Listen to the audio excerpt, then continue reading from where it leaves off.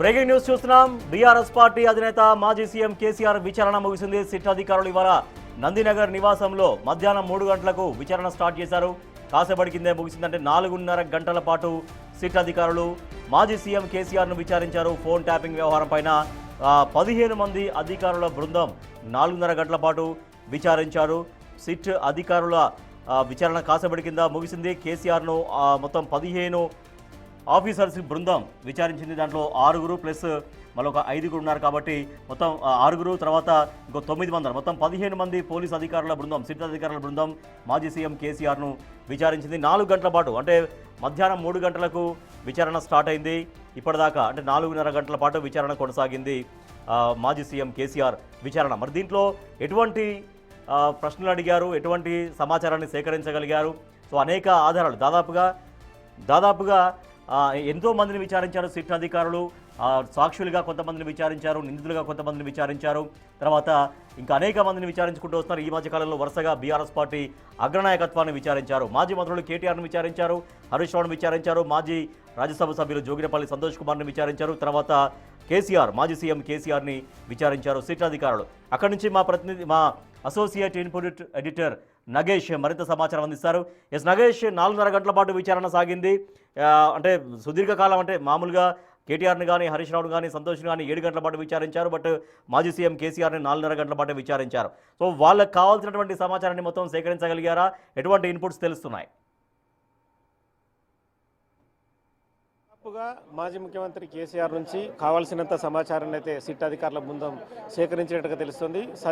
ఇవాళ SIT chief Sajjanar నేతృత్వంలో ఇదంతా కూడా అక్కడ నుంచి పూర్తిగా ఇక్కడ విజయ్ కుమార్ కానీ మిగతా అధికారులు కానీ ఒక ప్రశ్నావళి సిద్ధం చేసిన తర్వాతనే పకడ్బందీగా ఇలా విచారణ సాగిందని చెప్పొచ్చు. ఇక్కడ Vijay Kumar, special branch joint కమిషనర్గా ఉన్న విజయ్ కుమార్ ఇవాళ అంటే కేసీఆర్ దగ్గర ఏదైతే విచారణకు సంబంధించి నేతృత్వం వహించారు. మిగతా రవీందర్ రెడ్డి కానీ, మిగతా ఏసీపీలు కానీ మొత్తం 13 మంది అధికారులు ఉన్నారు. 2 కానిస్టేబుల్తో సహా 15 మంది ఇలా సుదీర్ఘంగా విచారించారు. అటు వీడియో రికార్డింగ్తో పాటు అది స్టేట్మెంట్ను కూడా మళ్ళీ రికార్డ్ చేస్తూ అవన్నింటినీ కూడా కేసీఆర్తో సంతకాలు తీసుకున్నట్టుగా తెలుస్తుంది. ముఖ్యంగా గతంలో 2022లో బీఆర్ఎస్ ఎమ్మెల్యేల బీజేపీ కొనుగోలు చేస్తున్న అంశంపైన ఆడియోలు ఎలా వచ్చాయన్న అంశంపైన సుదీర్ఘంగా విచారణ చేసినట్టుగా సమాచారం. అలాగే ఇంటెలిజెన్స్ చీఫ్గా ప్రభాకర్ రావు నియామకానికి సంబంధించి ప్రభాకర్ రావు ఫోన్ ట్యాపింగు చేసి మిగతా రాజకీయ ప్రత్యర్థుల్ని టార్గెట్ చేసే పనిలో ఉండడం, అవన్నీ మీ డైరెక్షన్లోనే సాగాయా అన్న కోణంలో కూడా ఇవాళ కేసీఆర్ను విచారించారు.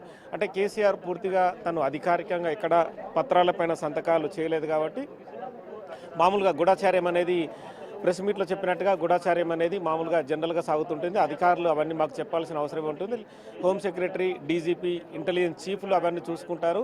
కొన్ని విధి విధానాలకు సంబంధించే మా దగ్గరికి వస్తుంటారు. రాష్ట్ర భద్రతకు సంబంధించి చూసుకుంటామన్న సమాధానాలు వీళ్ళ నుంచి, అంటే కేసీఆర్ నుంచి వచ్చినట్టుగా తెలుస్తుంది. అంటే ముఖ్యంగా 2023 ఎన్నికల్ని టార్గెట్ చేస్తూ మీరు ముందుకెళ్ళినట్టుగా ఉందనేది సిట్ నుంచి ప్రశ్నలు అడిగారు. ఎందుకంటే అప్పుడున్న ప్రతిపక్ష నేతలందరినీ టార్గెట్ చేస్తూ వాళ్ళు వెళుతున్న ప్రతి చోటని కూడా వీళ్ళు కంప్లీట్గా వాళ్ళ ప్రతి కదలికను గమనిస్తూ వాళ్ళకు సంబంధించిన ఆర్థిక లావాదేవీలు కావచ్చు, వాళ్ళు వేసే ప్రతి అడుగు, అంటే రాజకీయంగా వాళ్ళు ఎక్కడెక్కడ తిరుగుతున్నారు, ఎవరిని కలుస్తున్నారు, ఏ నేతల్ని కలుస్తున్నారు, 2023 క్యాంపెయిన్ ఏంటి, మొత్తం ఓవరాల్గా జరుగుతున్న పరిస్థితిని కూడా మినిట్ టు మినిట్ ముఖ్యమంత్రిగా మీరే బాధ్యత చేశారన్న కోణాన్ని కూడా సిట్ కేసీఆర్ ముందు ప్రస్తావించింది. కానీ కొన్నిటికి కేసీఆర్ మాత్రము కొంత సైలెన్స్ వహించినట్టుగా సమాచారం. వీటికి నాకేం సంబంధం, ముఖ్యమంత్రిగా పరిపాలనా విధులు చూసుకుంటాను, అంటే రాష్ట్ర భద్రతకు సంబంధించి గూఢచర్యం కొనసాగుతుంది. మామూలుగా ఇంటెలిజెన్స్ అనేది ఖచ్చితంగా మావోయిస్టులు, టెర్రరిస్టులు వారిని కంట్రోల్ చేయడానికి చేస్తుందన్న ప్రశ్నల్ని అడిగినా కూడా అవన్నీ కూడా అధికారులు చూసుకుంటారు, నాకేం సంబంధం అన్న ప్రశ్నల్ని కూడా కేసీఆర్ చెప్పినట్టుగా తెలుస్తుంది.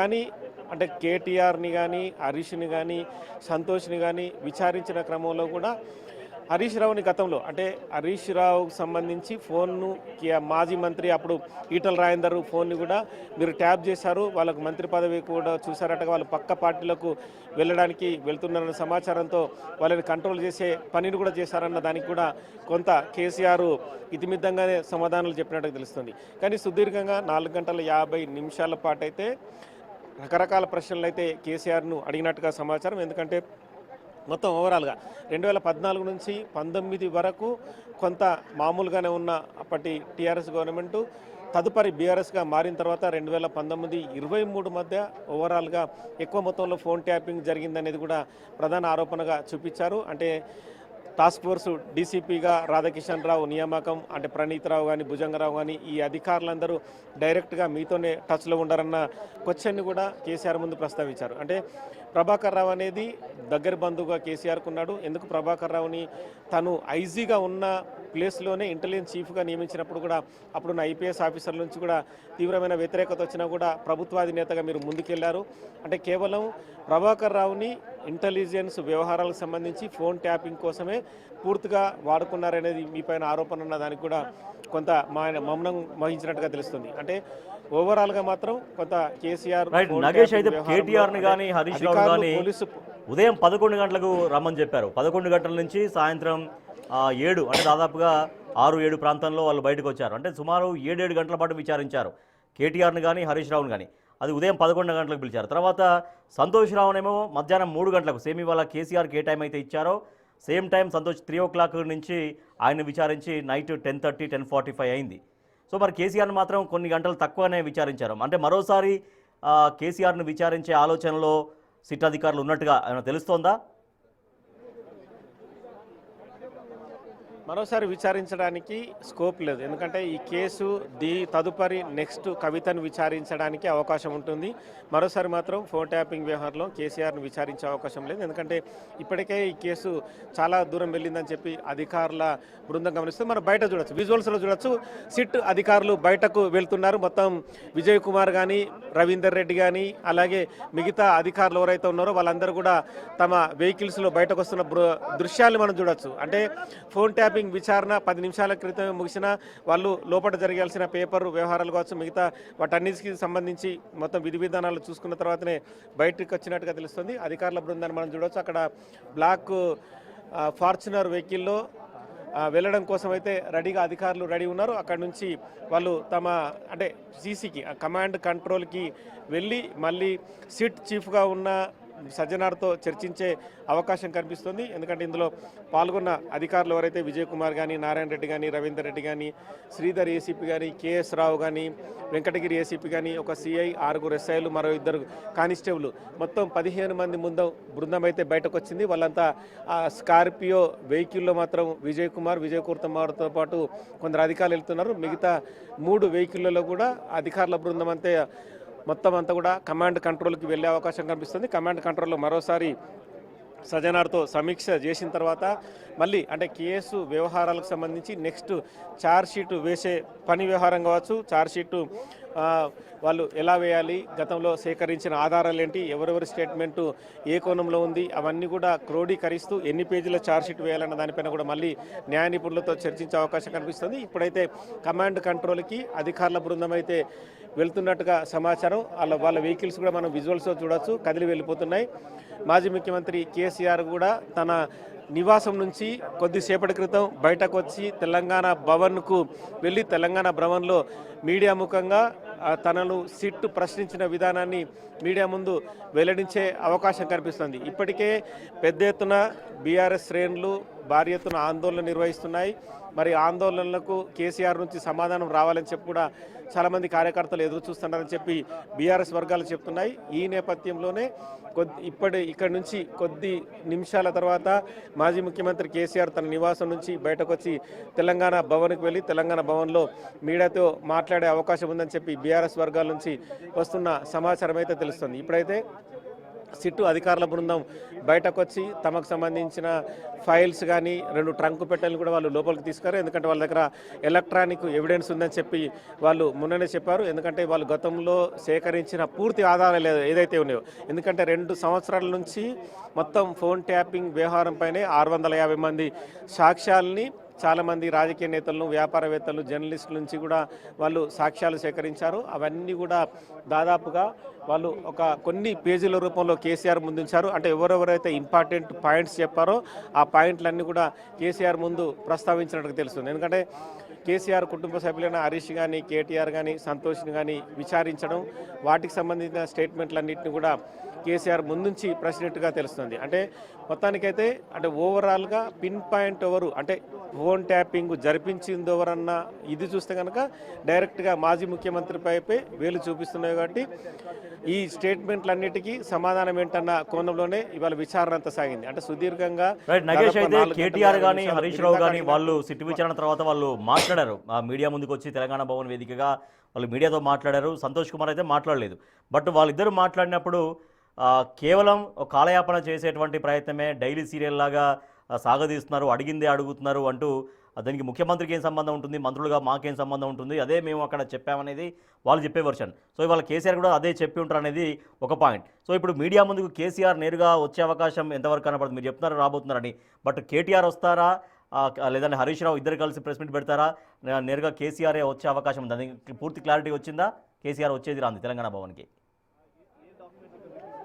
అంటే కొంత లీక్ అయితే బీఆర్ఎస్ పార్టీ నుంచి వచ్చింది. మనం బయటకు 2 ట్రంక్ పెట్టెలను కూడా వాళ్ళు తీసుకొచ్చి వెహికల్స్లో అంటే పోలీస్ వాహనాల్లో ఎక్కిస్తున్నారు. అంటే మధ్యాహ్నం పూట వాళ్ళు 3 గంటల ప్రాంతంలో రాకముందు 2:30 గంటల ప్రాంతంలో 2 ట్రంక్ పెట్టెలను కూడా పోలీసులు లోపలికి తీసుకెళ్లారు. ఆ ట్రంక్ పెట్టెలను కూడా ప్రస్తుతం వాళ్ళ వెహికల్లో సరుతున్నారు. అవన్నీ కూడా సీసీకి కమాండ్ కంట్రోల్ సెంటర్కి తీసుకెళ్లి మళ్ళీ అక్కడ కూడా వాళ్ళంతా కూడా విచారించుకునే అవకాశం కనిపిస్తుంది. ఇవాళ ప్రధానంగా కేసీఆర్ని అడిగిన క్వశ్చన్స్ని, ప్రశ్నల్ని, అలాగే కేసీఆర్ నుంచి వచ్చిన ఆన్సర్ అన్నిటిని కూడా సజ్జనార్తో చర్చించిన తర్వాత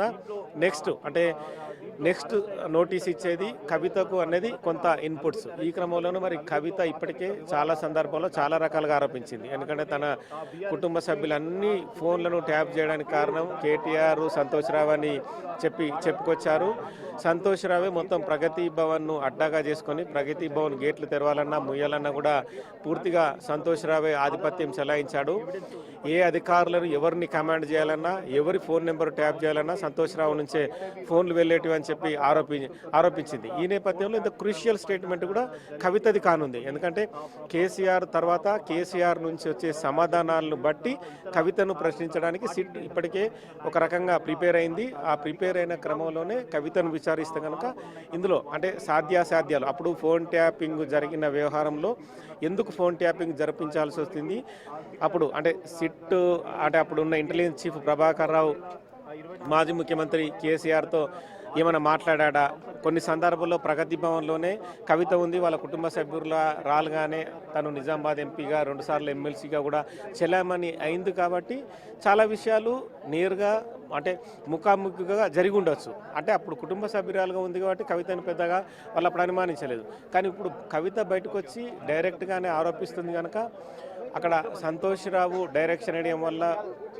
ప్రభాకర్ రావు మొత్తం ఓవరాల్ వ్యవహారంలో తను ముందుకెళ్ళాడా, లేదంటే అసలు ఏం జరిగింది అంటే వీళ్ళ మధ్య జరిగిన సంభాషణ కానీ, వ్యక్తుల్ని టార్గెట్ చేస్తూ ఆ నెంబర్లు ఇవ్వడం కానీ, అవన్నీ హోమ్ సెక్రటరీకి వెళ్ళి హోమ్ సెక్రటరీ సంతకంతో ట్యాపింగ్ చేయడం కానీ, మొత్తం ఈ వ్యవహారంలో కవిత నుంచి కూడా సమాచారం సేకరించడానికి ఆస్కారం ఉంటుంది. ఎందుకంటే ఛార్జ్షీట్ వేసే ముందు ఈ కేసులో మళ్ళీ అంటే 2 ఛార్జ్షీట్లు వేస్తామని చెప్పి కొంత సమాచారం అయితే ఉంది. ఇప్పుడు 2వ ఛార్జ్షీట్ వేయాలి. అంటే మొదటి ఛార్జ్షీట్ 68 పేజీలతో వేసిన సందర్భంలో అప్పుడు జరిగిన సంభాషణలు, ఎందుకంటే అప్పుడు విజయ్ కుమార్ సిట్ చీఫ్గా ఉన్న సందర్భంలో అప్పుడు రాజకీయ నేతలు, వ్యాపారవేత్తలు, జర్నలిస్టులందరూ కూడా వాళ్ళు బ్యాక్ ఎండ్లో తీసుకున్న తర్వాత ఆ ఛార్జ్షీట్ దాఖలు చేశారు.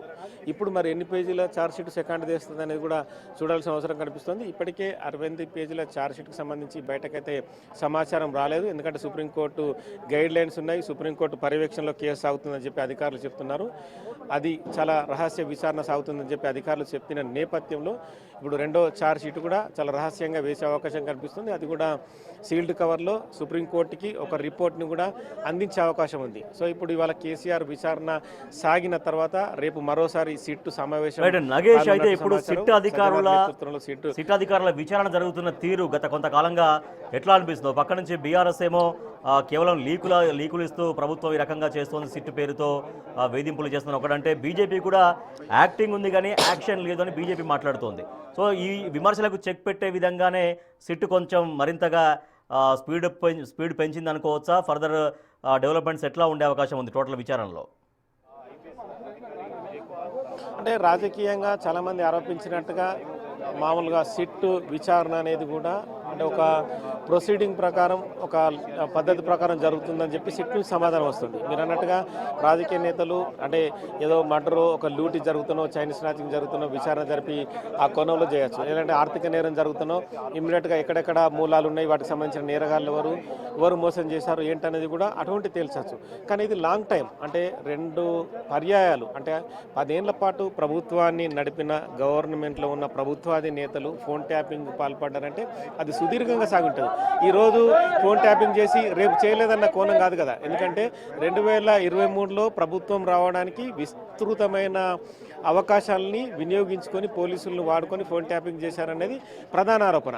అందులో డైరెక్ట్గానే రాజకీయ నేతలు వాళ్ళే చెప్తున్నారు. అంటే కిషన్ రెడ్డి కానీ, సంజయ్ కానీ, ఈటల రాజేందర్ కానీ, మిగతా పిసిసి ప్రెసిడెంట్ మహేష్ కుమార్ గౌడ్ కావచ్చు, మిగతా నేతలందరూ కావచ్చు, ఎవరెవరైతే విచారణ ఎదుర్కొన్నారో వాళ్ళందరూ తమ ఫోన్ ట్యాప్ అయింది, తాము ఎక్కడికి వెళ్ళినా కూడా పోలీసులకు సమాచారం ఎలా వచ్చింది, తాము వెళ్ళిన చోట కూడా పోలీసులు ఎందుకు వస్తున్నారు, తమకు సంబంధించిన మనుషులు ఎందుకు అదుపులోకి తీసుకుంటారని వాళ్ళే క్వశ్చన్లు వేశారు. అంటే ఇది సుదీర్ఘ విచారణ జరిగే అంశం. అంటే లీగల్ ఆస్పెక్ట్ కూడా ఖచ్చితంగా ఇందులో అవసరమై ఉంటుంది. ఎందుకంటే వాళ్ళు రేపొద్దున న్యాయమూర్తి ముందు ఈ వ్యవహారాలను చూపించాలన్నా కూడా ఇవాళ ఏదో కొద్ది రోజులు చేసి తాము ఈ ఎవిడెన్స్ సేకరించామంటే కూడా కుదరదు. అంటే మీ ఎవిడెన్స్ ఏ రకంగా సేకరించారు, వాళ్ళు ఏ కోణంలో వాళ్ళు ట్యాప్ చేశారు, వాళ్ళు టేప్ చేసిన ఉపయోగించిన పద్ధతులు ఏంటి, ఆ వ్యక్తులు అక్కడ ఉన్నారని చెప్పి వాళ్ళు ఎట్లా ఐడెంటిఫై చేయగలరు, ఇవన్నీ కూడా ఖచ్చితంగా ఎవిడెన్స్ రూపంలో రేపు న్యాయమూర్తి ముందు ఉంచాల్సి ఉంటుంది. కాబట్టి సీరియల్ సాగుతుందని చెప్పి ప్రతిపక్ష పార్టీ ఆరోపించినా కూడా ఖచ్చితంగా పోలీసులకు కూడా న్యాయమైన పద్ధతిలో లీగల్గా ఎలా ముందుకెళ్ళాలి, రేపొద్దున న్యాయమూర్తుల నుంచి కోర్టు నుంచి కూడా తమకు అవమానం ఎదురుకాకూడదు. ఖచ్చితంగా కోర్టు ముందు తాము చేసిన ఏదైతే ఇన్వెస్టిగేషన్ ఉందో కరాఖండిగా పకడ్బందీగా జరిగిందని చెప్పడానికి కూడా ఇలాంటి వ్యవహారాలు ఖచ్చితంగా సాగుతుంటాయి. ఇందులో దట్టు చిన్న చిత్క వ్యక్తుల్ని విచారించడం అంటే ఆషామాషిగా పిలుస్తూ ఉంటారు, పోతుంటారు. అందులో మాజీ మంత్రులను, ప్రజెంట్గా ఉన్న ఎమ్మెల్సీలను, ఎంపీలను, ఎమ్మెల్యేలను విచారించాలంటే ఖచ్చితంగా వాళ్ళ నుంచి కోర్టు నుంచి అనుమతి తీసుకోవాలి, వాళ్ళకి నోటీసులు ఇవ్వాలి, వాళ్ళు విచారణకు పిలవాలి, చాలా రకరకాల ప్రయత్నాలు చేయాల్సిన అవసరం ఉంటుంది. అందులో ఇప్పుడు ఇవాళ కేసీఆర్ను విచారించాలంటేనే దాదాపుగా 2-3 రోజుల నుంచి పోలీసులు ఎక్సర్సైజ్ చేస్తున్నారు. ఆల్రెడీ కేసీఆర్ కూడా తన విచారణని వ్యతిరేకించాడు. 65 ఏళ్ళు పైబడిన తనను ఎలా విచారిస్తారు, తను అడిగిన ప్లేసులో ఎందుకు విచారించలేదు, సుప్రీంకోర్టుని గైడ్లైన్స్ను పాటించలేదు, వివిధ జడ్జిమెంట్లను కూడా ప్రస్తావించాడు. 3 జడ్జిమెంట్లను ప్రస్తావించి మీరు ఉల్లంఘనలు జరిపారు, ఖచ్చితంగా మీ పైన యాక్షన్ తీసుకుంటామన్నారు. సో ఇవన్నీ అంశాలను కూడా ఖచ్చితంగా సిట్ పరిగణలోకి తీసుకుంటుంది. ఎందుకంటే ఒక రాష్ట్రాన్ని పాలించిన ప్రభుత్వాధినేత మాజీ ముఖ్యమంత్రిని విచారించాలంటే రకరకాల కోణాల్లో ఖచ్చితంగా వెళ్లాల్సిన అవసరం ఉంటుందని చెప్పి సిట్ భావిస్తుంది. ఎందుకంటే లీగల్గా వాళ్ళు కూడా అంటే వాళ్ళకు సుప్రీంకోర్టు అడ్వకేట్లు ఉంటారు, హైకోర్టు అడ్వకేట్లు ఉంటారు, లీగల్గా సలహాలు ఇచ్చేవారు ఉంటారు. ఖచ్చితంగా ఈ కేసు రేపు కోర్టులో ఎదుర్కోవాలన్నా తమకు ఆ కేసు కూడా అంటే కోర్టు నుంచి ఏదైనా సరే చీత్కారాలు కానీ, కోర్టు నుంచి ఆగ్రహాలు కానీ అవన్నీ రానియకుండా ఉండాలంటే ఖచ్చితంగా రకరకాల విధి విధానాలు పాటించాల్సి ఉంటుంది. ఈ క్రమంలోనే సిట్ అయితే తన విచారణను సుదీర్ఘకాలం పాటు మీరంటే సీరియల్ కానీ రకరకాల ఆరోపణలు 2 ఏళ్లకు పైగా సాగుతున్నా కూడా ఈ కేసులో దాదాపుగా ప్రభాకర్ రావుని అమెరికా నుంచి తీసుకురావాలంటేనే దాదాపుగా 1.5 కాలం పైన పట్టింది. ప్రభాకర్ రావు రకరకాల ఎత్తులు అమెరికాలో వేశాడు, తాను అక్కడే ఉంటారని చెప్పాడు. అక్కడ గవర్నమెంట్ కూడా ఫీజు చెల్లిస్తూ తాను బయటకు వచ్చే పరిస్థితి లేదని చెప్పాడు. కానీ ఇక్కడ నుంచి ఆపరేట్ చేసిన పోలీసులు అక్కడ ఉన్న ప్లేస్ని ఐడెంటిఫై చేయడం, అక్కడ ప్రభాకర్ రావు కోర్టులో కేసులు వేస్తే మళ్ళీ ఎదుర్కోవడం కోసం అక్కడ న్యాయవాదులను పెట్టుకొని వాళ్ళు ఆ రకమైన కోణంలోనే ముందుకెళ్లడం, అవసరమైతే కొంతమంది పోలీసులను అమెరికా పంపించి అక్కడ ప్రభాకర్ రావు ఎక్కడెక్కడ తిరుగుతున్నాడు ఏంటన్న సమాచారాన్ని సేకరిస్తూ రకరకాల కోణాల్లో విచారణ జరిపారు. తదుపరి ప్రభాకర్ రావుని అమెరికాలో ఉండలేని విధంగా సిచ్యువేషన్ను సృష్టించిన తర్వాతనే ప్రభాకర్ రావు ఖచ్చితంగా తను ఇండియాకు వచ్చాడు.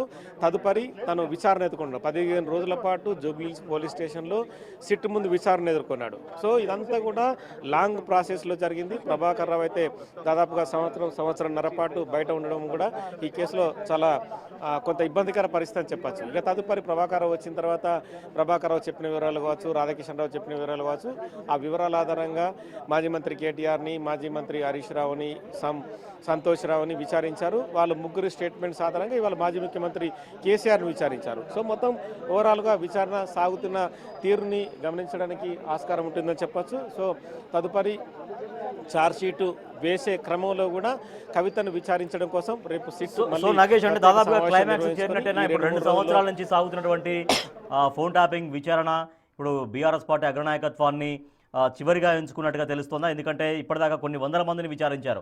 సాక్షులుగా కావచ్చు, కొంతమంది బాధితుల్ని, కొంతమంది నిందితుల్ని వరుసగా విచారిస్తూ వస్తున్నారు. ఇక చివరిగా కేసీఆర్ కుటుంబ సభ్యుల్ని పెట్టుకున్నట్టుగా తెలుస్తోందా? ఒకవేళ కనుక మీరు అన్నట్టుగా మన కవిత విచారణ కనుక పూర్తయితే దాదాపు కథ క్లైమాక్స్కు చేరినట్టుగా భావించవచ్చా? ఏమంటున్నాయి పోలీసు వర్గాలు?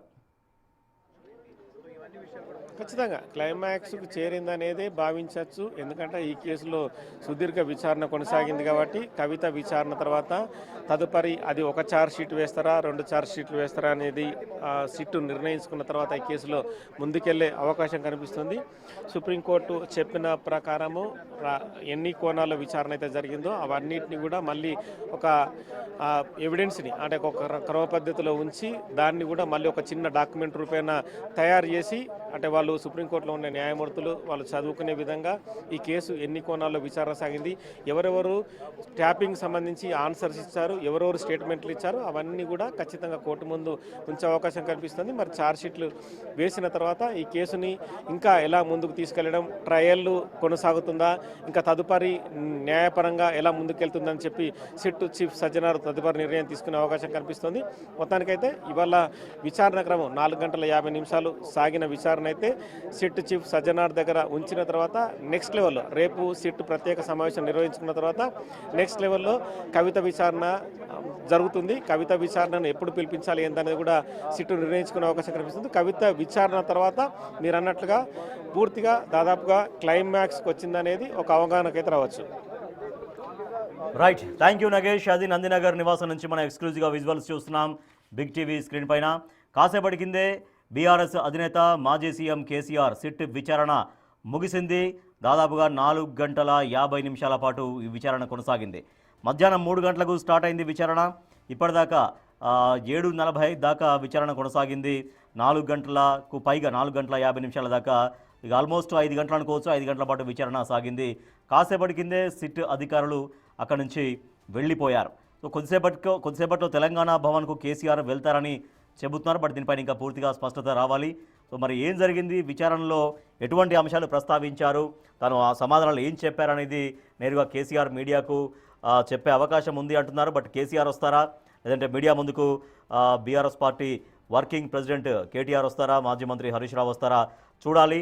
సో కాసేపటి కిందే సిట్ అధికారులు అయితే అక్కడి నుంచి వెళ్ళిపోయారు. సిట్ విచారణ దాదాపుగా 5 గంటల పాటు సాగింది నందినగర్ నివాసంలో.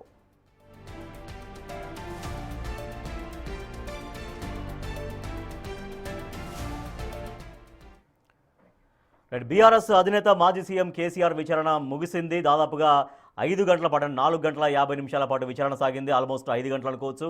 కాసేపటి కింద సిట్ అధికారులు అక్కడి నుంచి వెళ్ళిపోయారు. మరి తెలంగాణ భవన్కు కేసీఆర్ వెళ్తారా, వెళ్ళి మీడియా ముందు అడ్రస్ చేస్తారా, సిట్ అధికారులకు ఆ విచారణ ఎట్లా సాగింది, తాను ఎటువంటి సమాధానాలు చెప్పారనేది ఏమైనా వివరిస్తారా, లేదంటే కేసీఆర్ తరపున బీఆర్ఎస్ వర్కింగ్ ప్రెసిడెంట్ కేటీఆర్ కానీ మాజీ మంత్రి హరీష్ రావు కానీ ఎవరైనా అడ్రస్ చేస్తారా అనేది చూడాలి.